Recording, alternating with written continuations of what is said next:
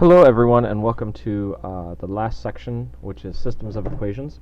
So basically in this section we're always going to get something of the form where we have two equations and they're both going to be linear equations in two variables. So what we're looking for is a solution to such a system. And basically what these two things represent are equations of lines, which we saw in an earlier module.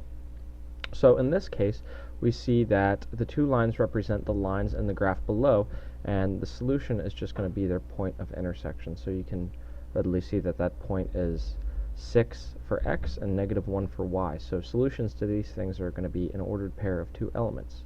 And you can see that that is the only point that's going to satisfy both equations. If you plug 6 in, 6 minus -1 is 6 plus 1, which makes 7, satisfying the top equation, and 6 plus -1 is 5, satisfying the second equation. So, as we said before, a system of two linear equations and two unknowns, or just a system of equations, is a pair of equations of two lines. A solution of such a system is just going to be an ordered pair x, y that satisfy the system.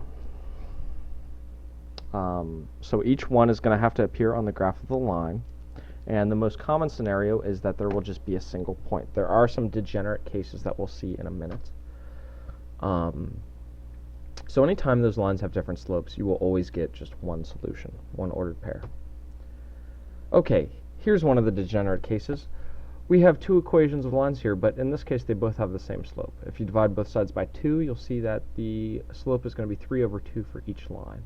What's going on here is, if we look at the picture, the lines are parallel and they will never touch. So in this case, we're going to say that this system has no solutions, or is an inconsistent system. That's the terminology here.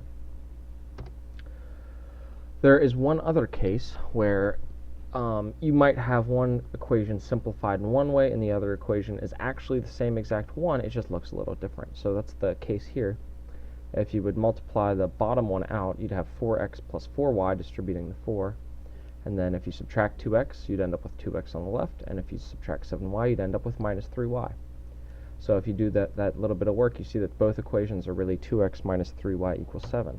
So in this case, you just have two lines, but they're graphed right on top of each other. So any ordered pair that satisfies that system will be a solution. And there will be infinitely many. So you wouldn't want to say that there's all real numbers or something like that, because these are ordered pairs. And there's infinitely many, but they have to satisfy the condition that 2x minus 3y equals 7. So let's think of a couple examples just to see that there is more than one. Well, if you would plug 5 in for x, you'd have 10, and 1 in for y, you'd have minus 3. So 10 minus 3 is 7. So 5 comma 1 is one ordered pair. How could we also get one? Well, we could plug in 2 for x and -1 for y, then we'd get 4 plus 3, which is also 7. So that's another solution, 2 and -1. We just say this kind of system has an infinite number of solutions. So these are the two things you want to be aware of whenever you solve an equation, solve a system of equations. Okay, let's look at, a lot of times we won't want to solve these graphically because it might not be so accurate if we're doing it by hand. So there are two main ways to doing it algebraically. The first one is called the addition or elimination method. So what you do is you just pick one of the letters you want to eliminate. So in this case, let's say we want to eliminate x. And what we're going to do is we're going to multiply one of the equations so that when you add them up, they add to 0. So in this case, the top has 2x and the bottom has -x. So if we multiply the bottom equation by 2, when we add the x's, they'll both cancel. So let's do that. Multiply the second equation by 2. Remember, you have to multiply every single thing in the equation. So you'll have minus 2x plus 6y and 10. And then add vertically. So we'll end up with no x's, 7 y's, and 14 on the other side, which will give us y equals 2. Then what you do with that is you go ahead and you take the y value and you plug it into either one of the equations, and you will get the x value. And once you have that, you have the ordered pair. So in this case, I won't actually plug it in. I'll just let you know that the solution is 1 comma 2. You can do that on your own. So if you have 2x plus 2 equals 4, it's pretty quick to see that x is going to have to be 1. Okay, so that's the addition method. Let's look at the substitution method. So here what we're going to do is we're going to pick either equation, solve for one of the letters, and then plug it into the other equation. So let's start with the top equation. The easiest letter to solve for is y. So we start by moving 2x to the other side, so we have minus y equals minus 2x minus 4. Then multiply both sides of the equation by negative 1. And remember to distribute on the right. So we have y equals 2x plus 4. Now, in the second equation, up top, 3x plus 2y equals negative 6.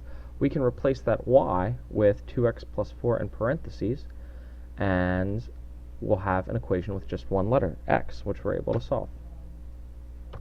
So we have 3 plus 2 times 2x plus 4 equals negative 6.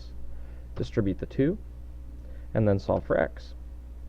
So we get x is negative 2. Plug that back into the very first equation, let's say. So we end up with 2 times negative 2 minus y equals 4.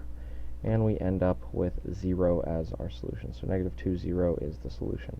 And that is really all there is for section 5.1, solving systems of linear equations. So just let me know if you have any questions, but the homework and the test should be relatively short. All right. I hope you had a great semester learning math with me, and if you ever have any other questions, feel free to send me an email or stop by my office.